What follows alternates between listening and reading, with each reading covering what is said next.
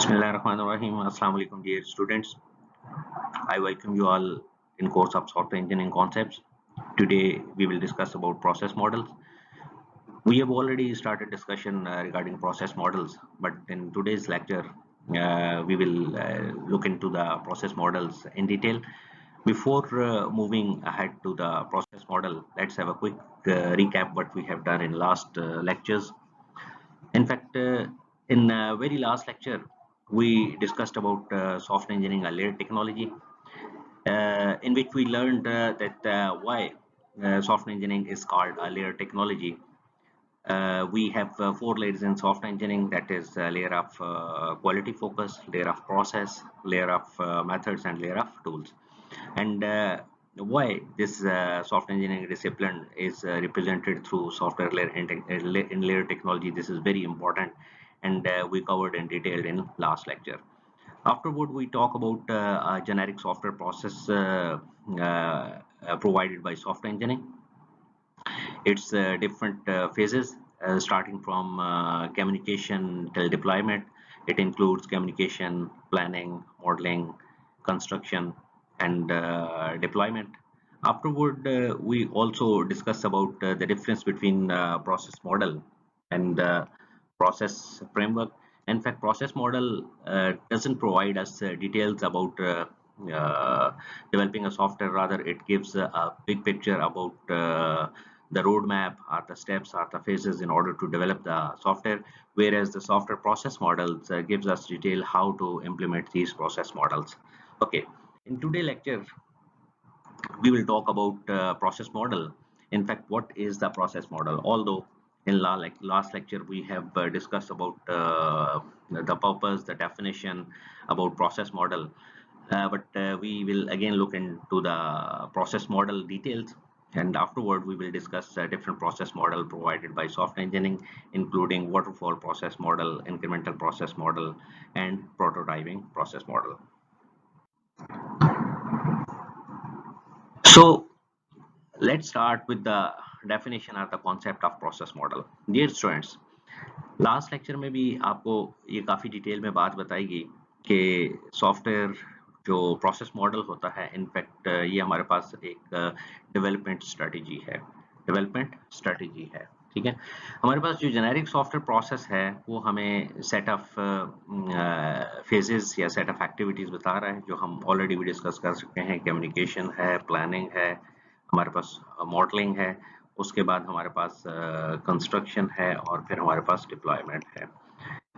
हमारे पास जो तमाम प्रोसेस मॉडल्स होते हैं वो बेसिकली इन्हीं जो एक्टिविटीज़ होती हैं या इन्हीं स्टेजेस को फॉलो करते हैं। लेकिन हमारे पास ये जो प्रोसेस मॉडल्स होते हैं, इनकी जो एप्लीकेशन है वो depending on the nature of project जो है वो वेरी करती है। तो इसलिए हम ये कहते हैं कि although all process models follow the same activities set by generic software process, but the application of these stages, either they are rigorous or they are simple, it depends upon the nature of project. So the strategy of is often referred to as a process model. A process model for software engineering is chosen based on, अब हम जो process model choose करेंगे इसकी कुछ reasons हैं, although कि हमने last lecture में भी इस कॉन्सेप्ट को हमने खासा डिटेल में देखा कि सबसे पहले हमारे पास ये चीज़ है कि अगर हमारे पास जेनेरिक सॉफ्टवेयर प्रोसेस एक तरह के फेजेस बता रहा है, और फिर उन्हीं फेजेस को फॉलो करके डिफरेंट प्रोसेस मॉडल्स बनाए गए हैं जो कि ये बताते हैं कि कौन सी एक्टिविटी कितनी रिगोरसली अप्लाई होनी चाहिए या कितनी मीयर लेवल पे अप्लाई होनी चाहिए, ठीक है। तो it means we have various software process model, various strategies provided by software engineering, and we use to choose these process models based on the nature of the project, ठीक है। बहुत सारे हमारे पास क्राइटेरिया है, one of them is the nature of project and application we are going to develop. Nature of project में जो हमने बात की थी, नेचर ऑफ प्रोजेक्ट में हमने कहा था कि हमारे पास प्रोजेक्ट की नेचर वेरी कर सकती है, लाइक प्रोजेक्ट हमारे पास स्मॉल स्केल हो सकता है, लार्ज स्केल प्रोजेक्ट हो सकता है, ठीक है। इसके अलावा हमने बात की कि हमारे पास जो प्रोजेक्ट है वो कोई कॉम्प्लेक्स प्रोजेक्ट हो सकता है, ठीक है, सिंपल प्रोजेक्ट हो सकता है, कुछ ऐसे प्रोजेक्ट्स हो सकते हैं जिसमें हमारे पास जो रिक्वायरमेंट्स होती हैं वो हमारे पास वेल नोन हो, ठीक है। कुछ ऐसे प्रोजेक्ट्स हो सकते हैं जिनमें हमारे पास रिक्वायरमेंट्स जो है वो वेल नोन ना हो। और रिक्वायरमेंट्स वेल नोन ना होने के रीज़न ये भी बहुत सारी रीज़न्स हो सकती हैं। उनमें से एक रीज़न ये है कि कस्टमर नॉन लिटरेट है, वो रिक्वायरमेंट्स प्रॉपर्ली बता नहीं पा रहा, या फिर फॉर सम टेक्निकल रीज़न वो इन रिक्वायरमेंट्स को इंटेंशनली जो है वो कम्युनिकेट नहीं कर रहा होता। तो all these parameters basically set the nature of project. So keeping in view the nature of project, we may use different strategies in different situations for different projects. The next reason is the methods and the tool to be used. हमारे पास जो हमने किस तरह के methods को use करते हुए software जो डेवलप करना है, या किस किस्म के टूल्स को यूज करते हुए सॉफ्टवेयर डेवलप करना है, तो डेफिनेटली हमारे पास डिफरेंट जो प्रोसेस मॉडल्स हैं उनमें से कुछ स्पेसिफिक मेथड्स को बहुत स्विफ्टली सपोर्ट कर रहे होते हैं और कुछ दूसरे उन मेथड्स को सपोर्ट नहीं कर रहे होते। अगर हम यहाँ पे बात करें तो फॉर इंस्टेंस अगर बहुत ही एक बिग पिक्चर में आपको दूं जो कि आपको काफ़ी हद तक आइडिया भी होगा, आप ऑब्जेक्ट ओरिएंटेड प्रोग्रामिंग का कोर्स पढ़ रहे हैं, तो हमारे पास प्रोग्रामिंग की दो अप्रोचेज होती हैं, स्ट्रक्चर्ड अप्रोच होती है और हमारे पास ऑब्जेक्ट ओरिएंटेड अप्रोच होती है। तो फॉर इंस्टेंस हम इसे यूं एज्यूम कर लेते हैं कि हम अगर मेथड ये यूज़ करना चाहते हैं कि हम सॉफ्टवेयर इंजीनियरिंग को डेवलप करना चाह रहे हैं यूजिंग ऑब्जेक्ट ओरिएंटेड अप्रोच, तो प्रोबब्ली हमें कुछ मेथड इसमें अलाउ करेंगे, कुछ मेथड अलाउ नहीं करेंगे, ठीक है। एनीवे इसके अलावा जो इसकी बहुत ही स्पेसिफिक हमारे पास एग्जांपल हो सकती है, वो एग्जांपल ये है कि फॉर इंस्टेंस अगर हम रिक्वायरमेंट इंजीनियरिंग परफॉर्म कर रहे हैं, तो रिक्वायरमेंट इंजीनियरिंग में हमारे पास इंटरव्यू बेस्ड मेथड हो सकते हैं, हमारे पास सर्वे बेस्ड मेथड हो सकते हैं। तो फेस टू फेस इंटरेक्शन बाद में बहुत ही ज़्यादा इंपॉर्टेंट होती है, लाइक जब हम एजाइल की बात कर रहे होंगे, ठीक है। तो हो सकता है कुछ ऐसे मेथड्स हों जो, हाँ, इनमें से कुछ स्पेसिफिक कुछ ऐसे प्रोसेस मॉडल्स हों जो स्पेसिफिक मेथड्स को सपोर्ट करते हैं और दूसरे मेथड्स को सपोर्ट ना करते हों। तो एक ये भी हमारे पास रीजन होती है कि we use to choose this process model on the basis of methods and the tools that they used to use for the development of the software. The next thing is the control and the deliverables के different process models में हम जो चीज़ों को track कर रहे होते हैं, control is meant to track या monitor कर रहे होते हैं, वो track जो है हम कितना फॉर्मली कर रहे हैं या इनफॉर्मली कर रहे हैं। समटाइम्स हम कोई भी एक एक्टिविटी जब परफॉर्म कर लेते हैं, लाइक अगर हम कम्युनिकेशन की एक्टिविटी परफॉर्म कर रहे हैं, तो इसके बाद हम फॉर्मल टेक्निकल जो रिव्यूज होते हैं वो परफॉर्म करते हैं। बाज़ केसेस में हम ये जो एक्टिविटी फॉर्मल टेक्निकल रिव्यू की है, जिसमें हम ये देखते हैं कि कम्युनिकेशन का फेज इफेक्टिवली परफॉर्म हुआ है या नहीं हुआ, इसमें हम ये करते हैं कि हम फॉर्मल टेक्निकल रिव्यूज की बजाय हम क्या कर देते हैं, इन्हीं चीज़ों को इनफॉर्मल परफॉर्म कर देते हैं, ठीक है। तो ये भी एक रीज़न होती है जिसकी बेस के ऊपर हम जो प्रोसेस मॉडल्स हैं वो चूज़ करते हैं कि ये कुछ प्रोसेस मॉडल हमें ये कहते हैं कि चीज़ों को फॉर्मली टेक्निकल रिव्यू करना चाहिए, और कुछ मेथड्स ऐसे हैं जिसमें हम इनफॉर्मल रिव्यू के थ्रू भी अपने फेजेस को कंप्लीट कर सकते हैं। इसी तरह से डिलिवरेबल्स हैं, बाद में हमारे पास डिलिवरेबल्स जो हैं वो डॉक्यूमेंट बेस्ड होते हैं, बाद में हमारे पास डिलिवरेबल जो है वो वर्किंग प्रोडक्ट चाहिए होती हैं। तो इट डिपेंड्स कि हमारे पास ये किस तरह के डिलिवरेबल्स इसमें डिजायरेबल हैं। So dear students, keeping in view the different these criterion, हम क्या करते हैं, डिफरेंट प्रोसेस मॉडल्स को चूज करते हैं, और definitely we have numerous process models जो कि हम अभी इस लेक्चर में या ऑनवर्ड लेक्चर्स में कुछ प्रोसेस मॉडल्स देखने की कोशिश करेंगे, ताकि आपकी एक स्ट्रॉन्ग फाउंडेशन डेवलप हो जाए, आपको आइडिया हो कि कौन कौन से डिफरेंट प्रोसेस मॉडल्स एग्जिस्ट करते हैं जिनको हम यूज करके सॉफ्टवेयर को डेवलप करते हैं। इन्हीं मॉडल्स को स्टडी करते हुए हम इनके सिलेक्शन क्राइटेरिया के ऊपर भी बात करेंगे कि किस स्पेसिफिक सिचुएशन में कौन सा मॉडल सेलेक्ट किया जाना चाहिए। डियर स्टूडेंट्स, हम जो सबसे पहला प्रोसेस मॉडल यहाँ पे सीखने जा रहे हैं, जिसके कॉन्सेप्ट समझने जा रहे हैं, वो हमारे पास है वाटरफॉल प्रोसेस मॉडल, ठीक है। इस मॉडल को लीनियर सीक्वेंशियल मॉडल भी बोला जाता है, लीनियर सीक्वेंशियल मॉडल भी कहते हैं, ठीक है। ये हमारे पास सबसे पहला या प्रीलिमिनरी प्रोसेस मॉडल था जो कि सॉफ्टवेयर इंजीनियरिंग के डिसिप्लिन ने हमें प्रोवाइड किया। तो आप यूँ कह सकते हैं कि हमारे पास सबसे पहला एक प्रोसेस मॉडल है जो कि हमें गाइड करता है कि हमें सॉफ्टवेयर किन सिस्टमैटिक स्टेजेस से गुजर के या यूज़ करते हुए हमें बनाना चाहिए। तो you can see the pictorial representation of this particular process model.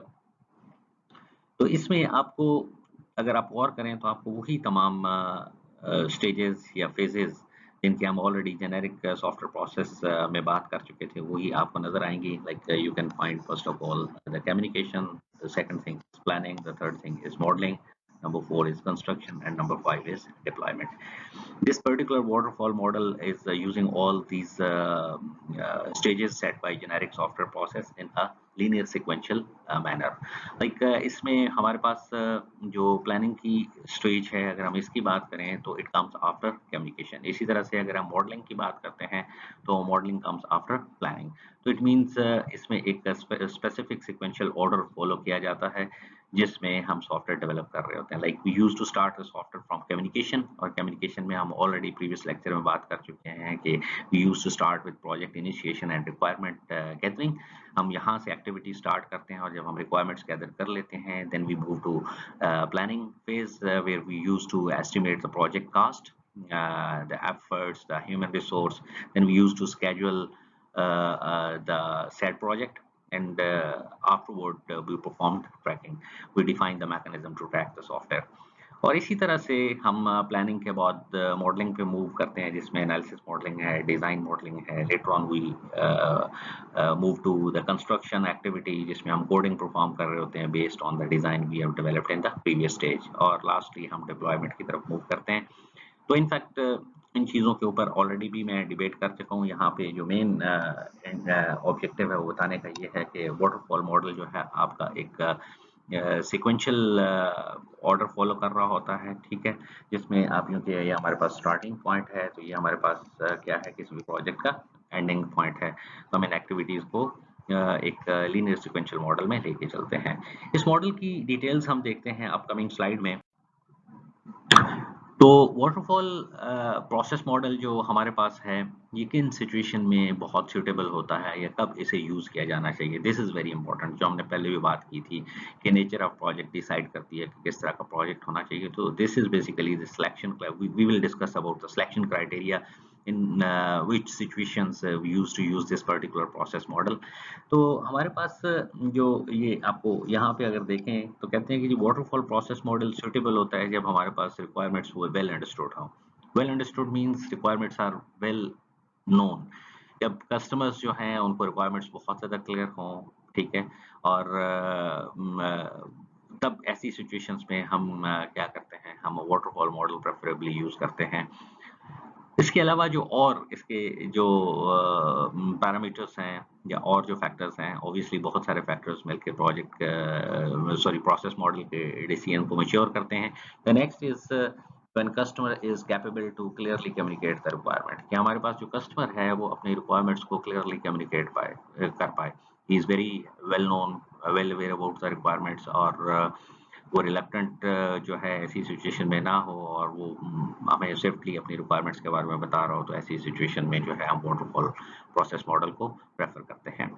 इसके बाद जो एक और बहुत बड़ी एक इम्पॉर्टेंट इसमें पैरामीटर्स है उसको अगर आप गौर करें कि when well defined adaptation and enhancement to the existing system must be made. हमने बात की थी मेंटेनेंस के ऊपर, और मेंटेनेंस में अगर आपको याद हो तो हमने मेंटेनेंस की डिफरेंट टाइप्स आपको बताई थी, जिसमें हमने कहा था कि मेंटेनेंस में हम करेक्शन भी कर रहे होते हैं, एडेप्टेशन और एनहांसमेंट। तो यहाँ पे इनफैक्ट जो एडेप्टेशन और एनहांसमेंट की बात की जा रही है उसी कॉन्टेक्स्ट में की जा रही है। डियर स्टूडेंट्स, ये याद रखिएगा कि जब कभी भी हम सॉफ्टवेयर डेवलपमेंट करते हैं तो यूजुअली हमारे पास दो सिचुएशंस होती हैं। या तो हम बिल्कुल स्क्रैच से किसी प्रोजेक्ट को डेवलप कर रहे होते हैं, यानी एक मैनुअल सिस्टम को ऑटोमेट कर रहे होते हैं, मैनुअल सिस्टम को ऑटोमेट कर रहे होते हैं, ठीक है। आप यूँ कहें कि हमारे पास एक सिस्टम मैनुअल है पहले और हम उसको ऑटोमेट कर रहे हैं, जो कि हम स्क्रैच से स्टार्ट करते हैं।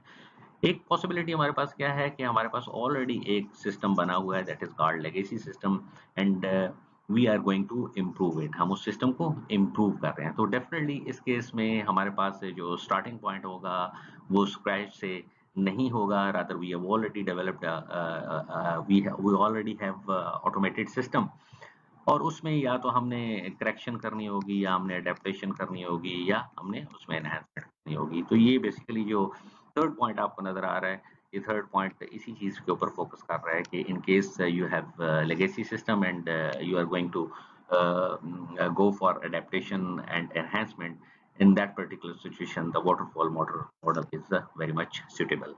उसकी रीजन क्या है? उसकी रीजन ये है कि जब आपके पास एक ऑलरेडी डेवलप्ड सिस्टम है जो कि लेगेसी सिस्टम है, तो probably the people are using that particular system and they very much know why they are going for adaptation and enhancement. Means adaptation means अगर उन्होंने कोई specific standards के साथ compliance करनी है तो बहुत ही क्लियर होंगे कि क्या स्टैंडर्ड्स हैं जिनके साथ हमने कंप्लायंस करनी है। अगर वो मॉड्यूल ऐड करना चाहते हैं तो प्रोबब्ली उन्हें बहुत ही अच्छे तरीके से आइडिया होता है कि उसमें क्या एडिशन करने जा रहे हैं। तो ये एक सिचुएशन है जिसमें वाटरफॉल मॉडल बहुत ही सूटेबल होता है। इसी तरह से अगर हम बात करें तो हमारे पास जो कुछ इसके नेगेटिव साइड्स पे अगर हम बात करें तो वो ये है कि हमारे पास अगर रियल प्रोजेक्ट्स में देखा जाए तो वहाँ पे जो सीक्वेंशियल फ्लो है वो हमें बहुत ही रेयरली मिलता है। Sequential flow, real projects rarely follow the sequential flow. Sequential flow से मुराद ये है कि we used to start from communication and end with deployment in certain order.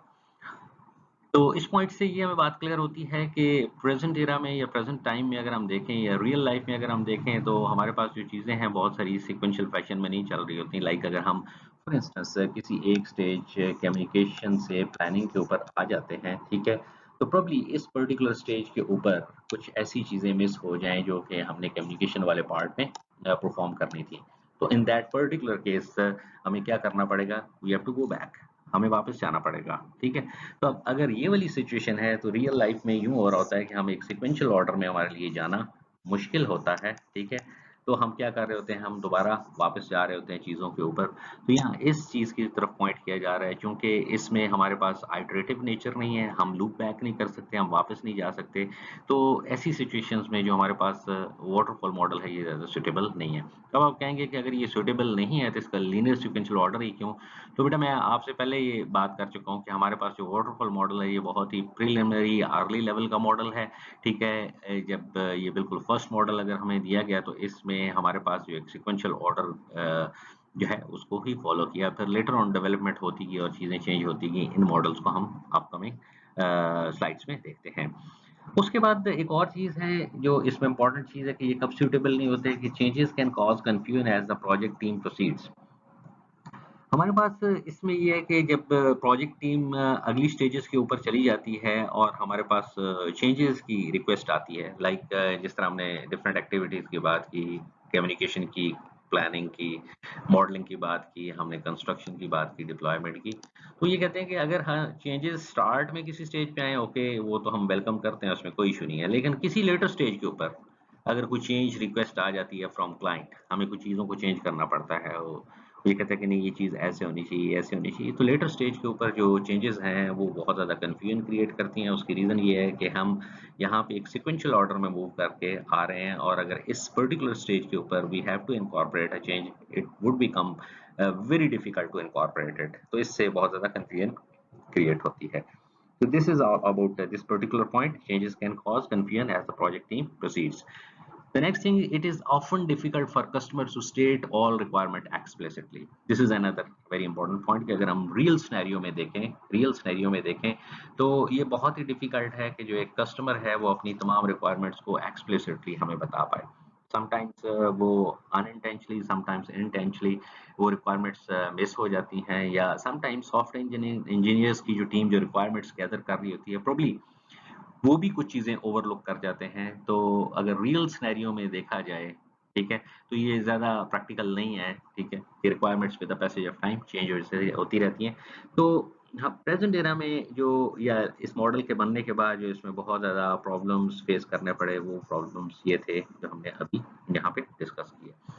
Anyway, ये आपके पास जो वाटरफॉल मॉडल था उसकी एक हमने कंप्लीट पिक्चर को डिस्कस किया कि किन सिचुएशन में हमें इस मॉडल को सिलेक्ट करना चाहिए और वो पर्टिकुलर क्या सिनेरियोज हैं जो कि जिनमें ये ज़्यादा सूटेबल नहीं होता।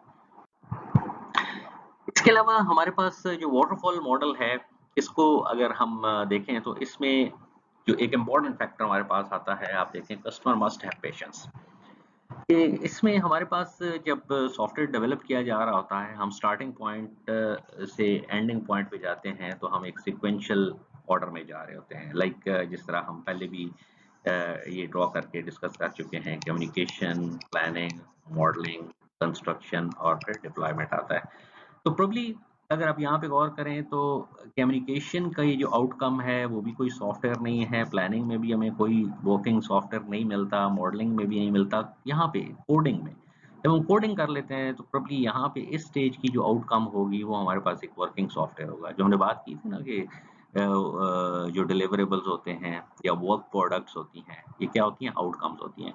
तो उसकी बात मैं यहाँ पे कर रहा हूँ कि इनमें से किसी स्टेज, जो अर्ली स्टेजेस हैं, इनकी आउटकम जो है वो एक वर्किंग सॉफ्टवेयर नहीं है। रादर यू प्रॉब्ली आपके पास क्या आएंगे, डॉक्यूमेंट्स आएंगे। ठीक है, तो ये जो डॉक्यूमेंट हैं, ठीक है, अगर आप किसी क्लाइंट के साथ शेयर करते हैं तो अगर तो क्लाइंट इन सारी चीज़ों को समझता है तो प्रॉब्ली फिर तो ठीक है। ठीक है, इसलिए यहाँ पे कहा गया है कि the customer must have patience. ऐसी सिचुएशन में कस्टमर के पेशेंस चाहिए कि वो वेट कर सके, कहाँ तक कि उसे यहाँ पे एक वर्किंग वर्जन नजर आएगा। हाँ, अगर कस्टमर ऑलरेडी आईटी लिटरेट है तो प्रोबब्ली देन ही और शी कैन रियलाइज कि हमारे पास से जो इन स्टेजेस की आउटकम्स आ रही हैं, we are heading to the working software, हम उस तरफ मूव कर रहे हैं। तो ये एक इम्पॉर्टेंट चीज है जो हमने अभी डिस्कस की। Working version of the program will not be available until the project time span। Okay, इसके बाद अगर हम सेकंड पॉइंट के ऊपर बात करें तो if major blunder a major blunder if undetected until the working program is reviewed can be disastrous। कि हमारे पास हम इन स्टेजेस जिनकी हमने अभी बात की, हम इनमें मूव कर रहे हैं और कोई भी एक मेजर ब्लंडर हमें किसी एक स्टेज के ऊपर फील होता है। लाइक यहाँ पे हम चले जाते हैं, यहाँ पे हमें पता चलता है ओके कि यहाँ पे एक बहुत बड़ा प्रॉब्लम था या एक लूप होल रह गया जो कि हम रिक्वायरमेंट गैदरिंग के दौरान हमें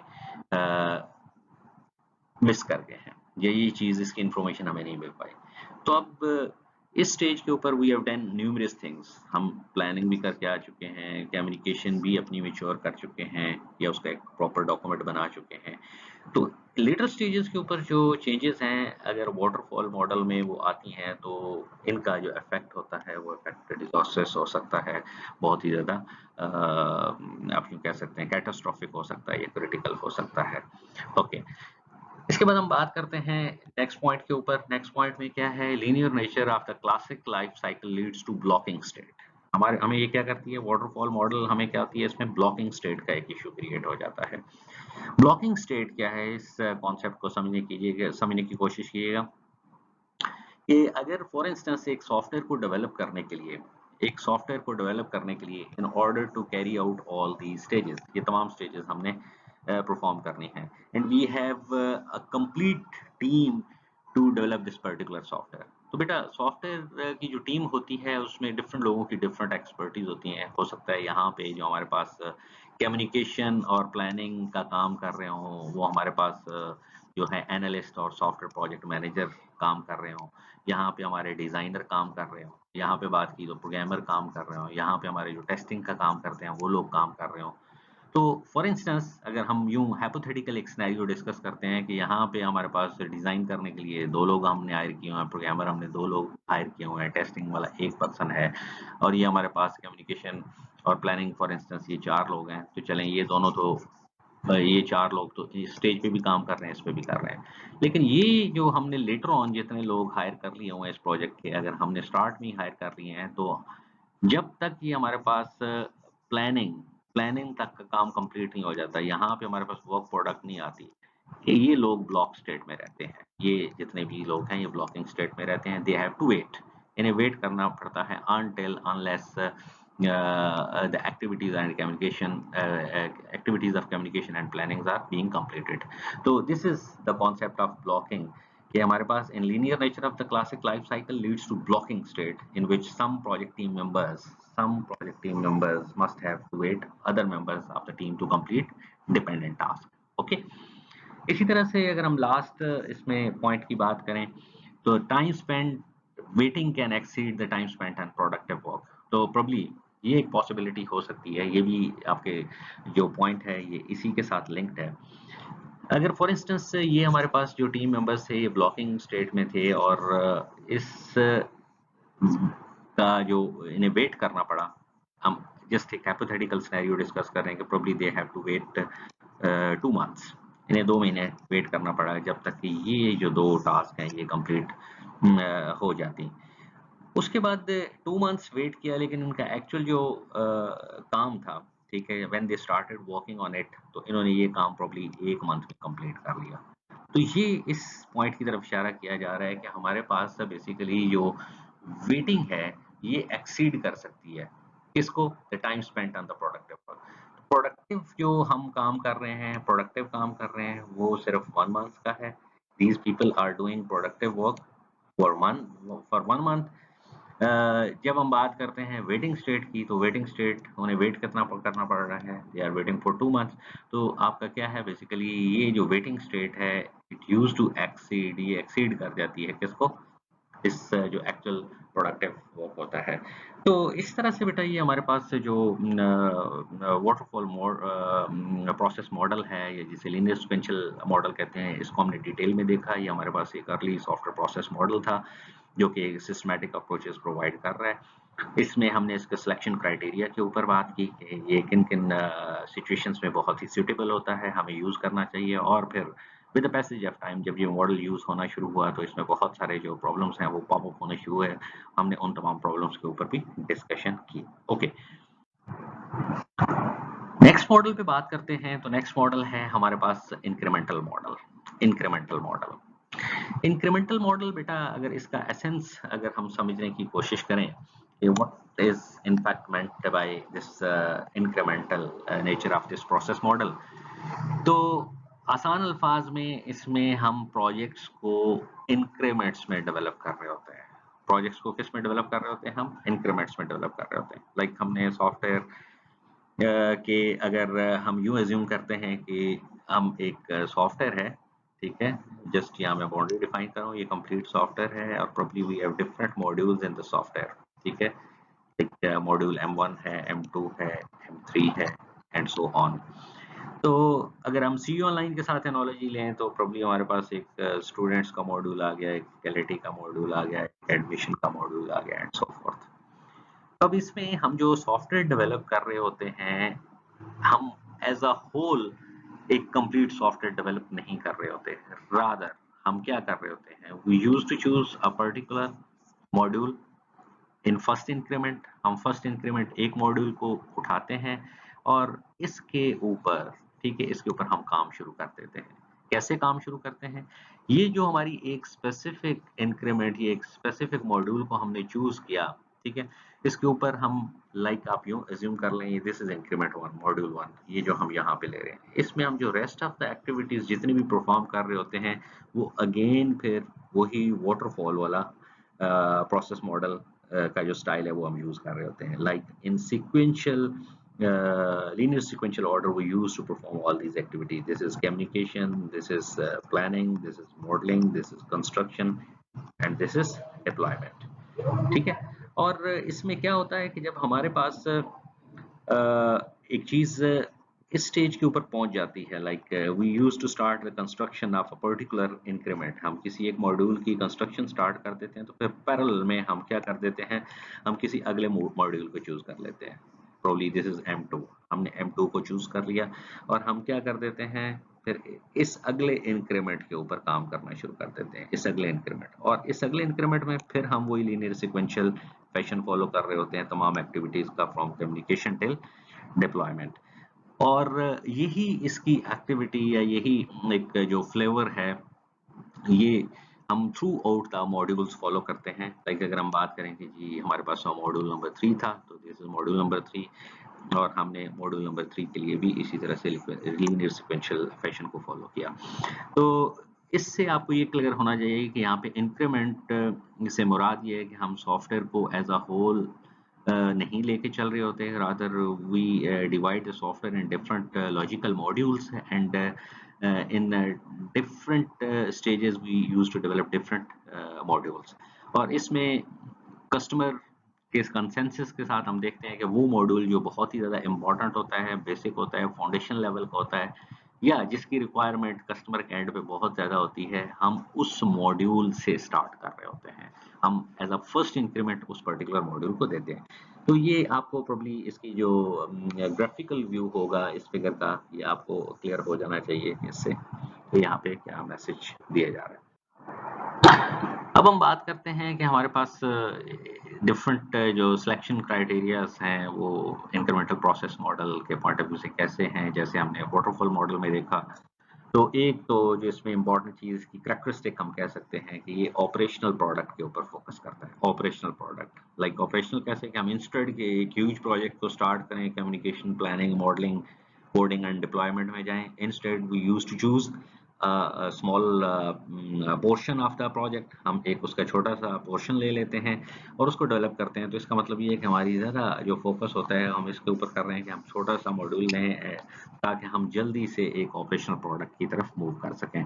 और फिर सेकंड स्टेप में हम अगला मॉड्यूल लेंगे और फिर उसको एक ऑपरेशनल प्रोडक्ट में कन्वर्ट करके उसके साथ हम क्या कर लेंगे, इंटीग्रेट कर देते हैं। ओके, इसमें ये अब चीज एक इम्पॉर्टेंट है कि हमारे पास नीडेड सेट ऑफ फंक्शनैलिटी वो जो है हम सूनर प्रोवाइड करते हैं, यानी पहले प्रोवाइड करते हैं, while delivering optional components letter.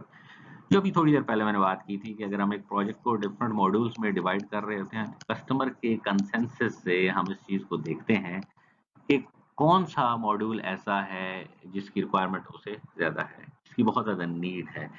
तो यहाँ पे वो बात की जा रही है। फॉर इंस्टेंस अगर ये M1 हमें डिजायरेबल है तो ये बेसिकली क्या है, needed set of functionality sooner. हम इनकी बात करें, हम ये पहले डेवलप करेंगे while delivering optional components later. फिर हम बाद में देख लेते हैं कि हमारा ऑर्डर क्या होना चाहिए। फॉर इंस्टेंस नेक्स्ट ये डेवलप होना चाहिए, ये होना चाहिए, ये होना चाहिए।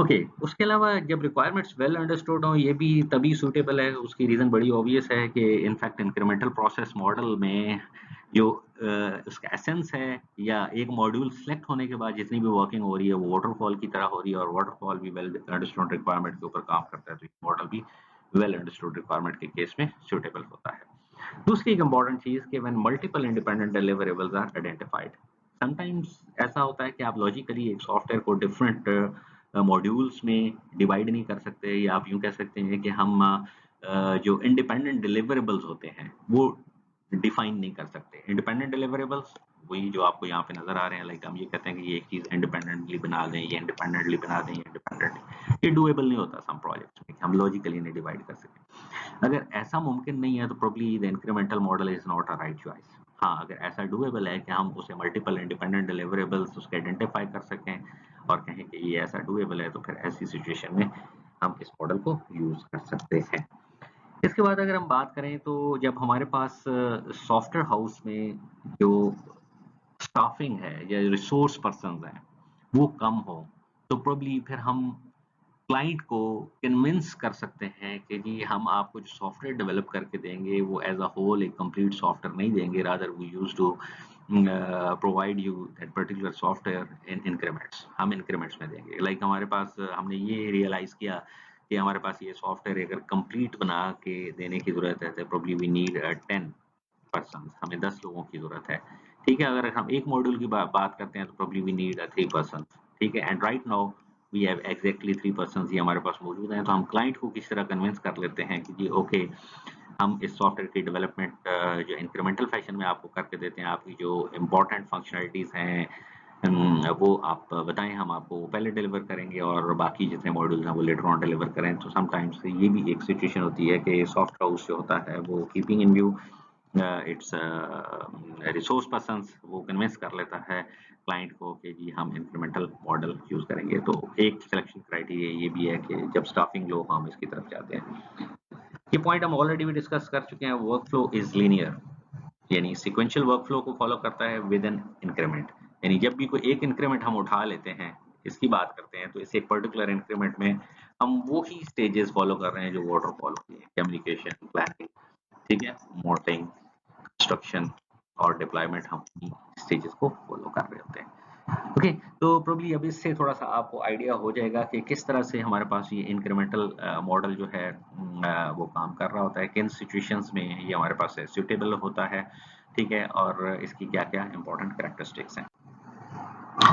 अब हम बात करते हैं नेक्स्ट प्रोसेस मॉडल को, जो कि हमारे पास एक एवोल्यूशनरी प्रोसेस मॉडल है, यानी जो हमारे पास शॉर्टकमिंग्स वाटरफॉल मॉडल की सामने आई, और इनफैक्ट जो इंक्रीमेंटल मॉडल भी फॉलो कर रहा है वो वाटरफॉल को ही हर इंक्रीमेंट में फॉलो कर रहा है। तो उन बेसिस पे जो हमारे पास नेक्स्ट एक मॉडल का स्टाइल प्रपोज किया गया, तो इसमें हमारे पास था that is called prototyping model.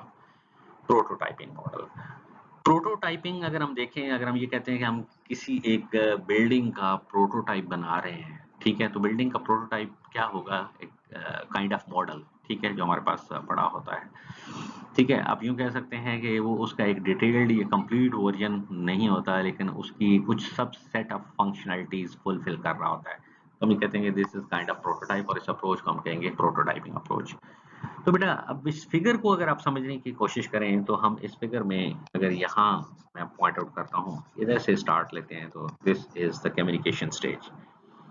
हम कम्युनिकेशन जो कस्टमर के साथ करते हैं, उसके बाद हम अगली स्टेज पे मूव करते हैं, एंड दैट इज प्लानिंग। हमने देखा है कि हमने बाकी भी जो जेनेरिक सॉफ्टवेयर प्रोसेस या वाटरफॉल में देखा कि वो जेनेरिक सॉफ्टवेयर प्रोसेस की स्टेजेस को ही फॉलो कर रहे हैं।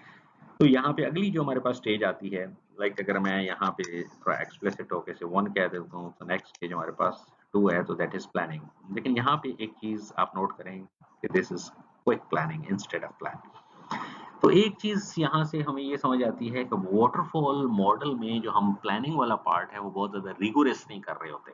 जो हमने कहा था ना कि हम जो जेनेरिक सॉफ्टवेयर प्रोसेस मॉडल है, जो जेनेरिक सॉफ्टवेयर प्रोसेस हमें जो एक्टिविटीज या स्टेजेस बता रहे हैं, तमाम मॉडल्स वही फॉलो करते हैं, लेकिन वो कितनी रिगोरस या कितनी मीयर लेवल पे होंगी।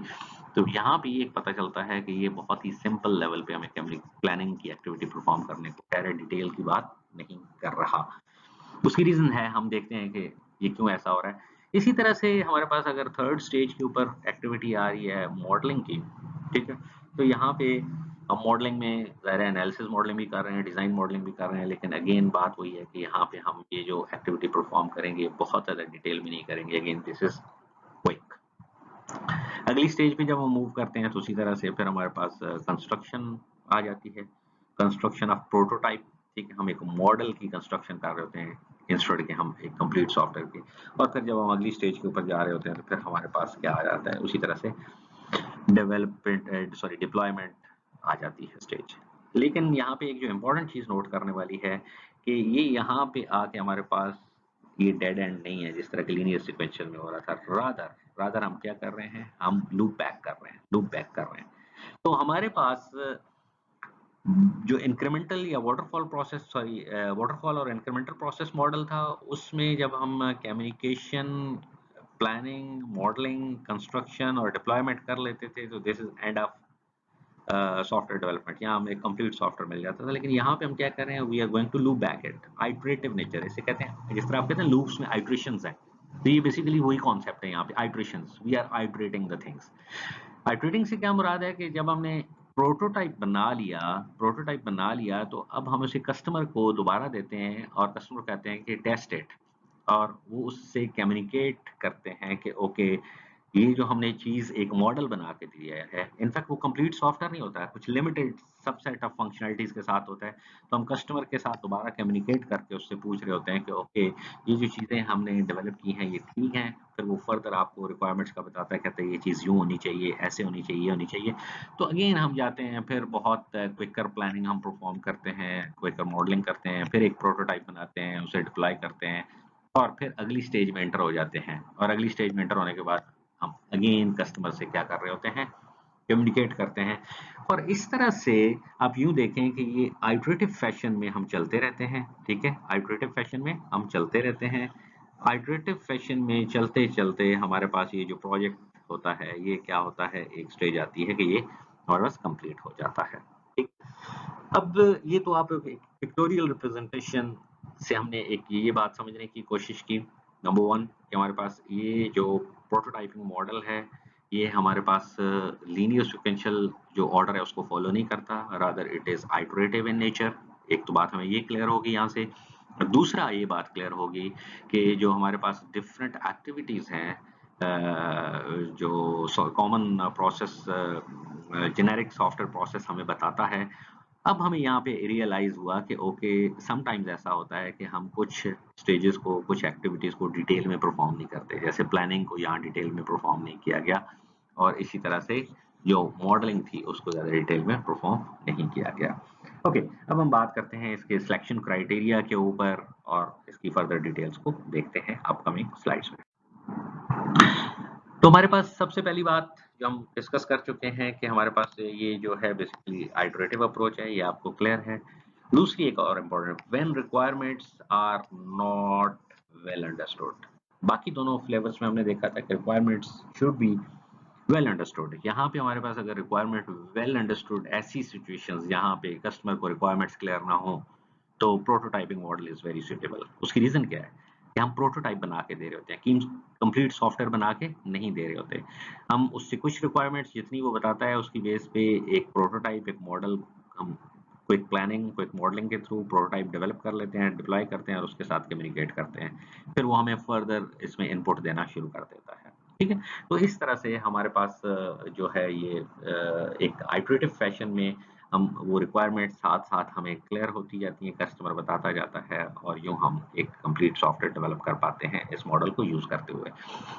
ओके, इसके बाद हमारे पास है कि हमारे पास जो नेक्स्ट पॉइंट है, serve as a mechanism for identifying software requirement. This is another important point कि समटाइम्स ऐसा है कि हम इस प्रोसेस मॉडल को रिक्वायरमेंट आइडेंटिफाई करने का एक टूल के तौर पे भी यूज कर सकते हैं। लाइक हम कोई और process model X Y use कर रहे हैं सॉफ्टवेयर को बनाने का, और हम ये फील करते हैं कि यहाँ पे जो कस्टमर है वो requirements properly for some reason से नहीं बता पा रहा। वो उसकी आईटी नॉन लिटरेसी हो सकती है, कोई और टेक्निकल रीजन हो सकती हैं। तो फिर उस केस में हम एक्चुअल मॉडल कोई और ही एक्स वाई जी जो हमने चूज किया वो यूज करेंगे, लेकिन रिक्वायरमेंट को आइडेंटिफाई करने के लिए हम क्या करते हैं, हम ये प्रोटोटाइपिंग मॉडल को यूज कर लेते हैं। लाइक एक थोड़ा छोटा सा प्रोटोटाइप बना के कस्टमर को दिखाते हैं, फिर वो बताता है कि हाँ ये चीजें ऐसे ठीक है, ऐसे नहीं होनी चाहिए। तो probably we can use this particular process model as a tool in order to identify software requirement from customer. The next is important thing, focus on those aspects of the software that are visible to the customer. अब यहाँ पे हमारे पास जो ये prototype process model है, ये ज्यादा किन चीजों पे फोकस करता है, उन एस्पेक्ट्स को फोकस करता है जो कस्टमर विजिबल पार्ट्स होते हैं सॉफ्टवेयर में, कस्टमर विजिबल पार्ट्स। ठीक है, इसीलिए तमाम चीजें क्विक स्टेजेस के ऊपर रखी गई हैं and we quickly rush toward the working product. हम एक वर्किंग प्रोडक्ट की तरफ जा रहे होते हैं इसमें।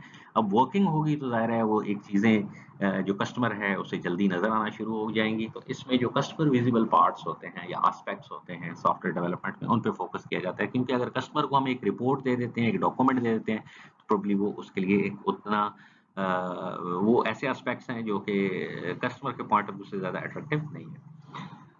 उसके बाद feedback is used to refine the prototype. ये हम ऑलरेडी बात कर चुके हैं। जो आइटरेटिव अप्रोच होती है ऑब्वियसली, जिसे हम फीडबैक लूप कहते होते हैं, इस ये बहुत ही हमारे पास इंपॉर्टेंट है, जो कि रिफाइन कर रही होती है हमारे इस प्रोटोटाइप को जो हम डेवलप कर रहे होते हैं।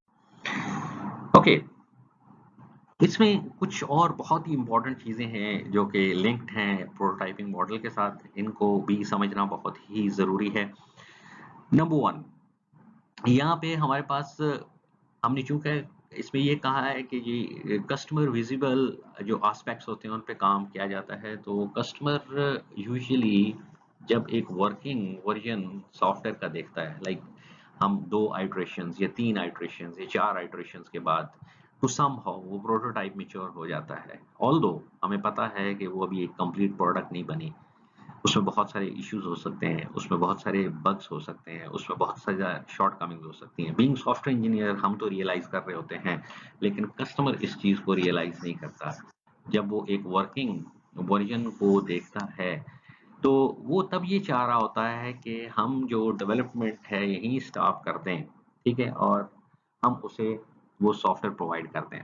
ठीक है, हम उसे वो सॉफ्टवेयर प्रोवाइड कर दें। ठीक है, तो इसमें क्या होता है फिर, जब इस तरह की सिचुएशन में कस्टमर इस चीज के ऊपर बहुत ज्यादा स्ट्रेस कर रहा होता है, तो सॉफ्टवेयर इंजीनियर के पास एक ही ऑप्शन होती है कि हम उसके अंदर कुछ फ्यू फिक्सेस, यानी कुछ जो मेजर इश्यूज होते हैं उनको फिक्स कर देते हैं, जो मेजर प्रॉब्लम्स होते हैं उनको फिक्स कर देते हैं, ठीक है? और वो कस्टमर को हैंड ओवर कर दिया जाता है। लेकिन अगेन हम ये कह सकते हैं कि वो सॉफ्टवेयर इंजीनियर के point of view say that is not a perfect product, जो कि हमारे पास बग फ्री हो या इश्यूज़ फ्री हो। लेकिन कस्टमर की विश की वजह से हम क्या करते हैं कि उसमें उन बग्स को, उन इश्यूज को जो मेजर होते हैं फिक्स करके हम कस्टमर को हैंड ओवर कर सकते हैं। ये एक बहुत ही इंपॉर्टेंट एस्पेक्ट था। एक और जो इससे बहुत ही ज्यादा लिंक्ड इंपॉर्टेंट कॉन्सेप्ट है, इसे याद रखिएगा कि हमारे पास जो डेवलपर्स हैं, जब इस तरह का प्रोटोटाइप बना रहे होते हैं तो इसमें बहुत ज्यादा इम्प्लीमेंटेशन कंप्रोमाइजेस कर रहे होते हैं, इम्प्लीमेंटेशन कंप्रोमाइजेस कर रहे होते हैं, ठीक है? ताकि सॉफ्टवेयर जो है वो जल्दी क्या है, वो हमारे पास वर्किंग वर्जन में आ जाए। वो कैसे है? वो बिल्कुल ऐसे ही है कि हमारे पास जब हम सॉफ्टवेयर डेवलप कर रहे होते हैं तो इसमें हमारे पास सॉरी, जो प्रोटोटाइप हम बना रहे होते हैं आइटरेटिव अप्रोच में, लाइक हमने अगर कम्युनिकेशन से बात शुरू की थी तो हम आइटरेटिव फैशन में इन चीज़ों को लेके चल रहे हैं, ठीक है? तो इसमें हमारे पास जो प्रोटोटाइप्स होते हैं, पहले मैं आपको ये थोड़ा सा डिटेल में बताना चाहूँ तो ये बहुत ही अच्छा होगा कि हमारे पास जो प्रोटोटाइप्स को इन जनरल अगर देखा जाए तो हमारे पास एक प्रोटोटाइप्स की टाइप होती है जिन्हें हम कहते हैं एवोल्यूशनरी, जो कि इवॉल्व करते हैं। एक होते हैं थ्रो अवे प्रोटोटाइप, एवोल्यूशनरी, ठीक है, जो कि इवॉल्व करते हैं, और उसके अलावा एक होते हैं throw away prototypes. Throw away prototype, इन दोनों चीजों को जरा देखिएगा, ये समझने की कोशिश करनी है आपने। एवोल्यूशनरी प्रोटोटाइप्स वो होते हैं जब हम उन्हें स्टार्ट करते हैं तो वो इवॉल्व होते होते, लाइक यहाँ से हमने स्टार्ट किया और with the passage of time evolve होते होते हमारे पास क्या है, जो एक कंप्लीट आखिर में सॉफ्टवेयर बन जाता है आफ्टर ऑल आइट्रेशन। हम ये कहते हैं कि ओके, ये हमारे पास एक सॉफ्टवेयर है जिसे हम कस्टमर को क्या कर देते हैं, हम इसको कस्टमर को हैंड ओवर कर देते हैं, ये हमारे पास कंप्लीट हो गया सॉफ्टवेयर। यूजुअली जब एवोल्यूशनरी अप्रोच यूज करते हैं तो हमारे पास जो प्रोग्रामर्स होते हैं या डेवलपर्स होते हैं, ये शुरू से ही उन टूल्स को यूज करते हैं इसमें इस सॉफ्टवेयर ने फाइनली बनना होता है।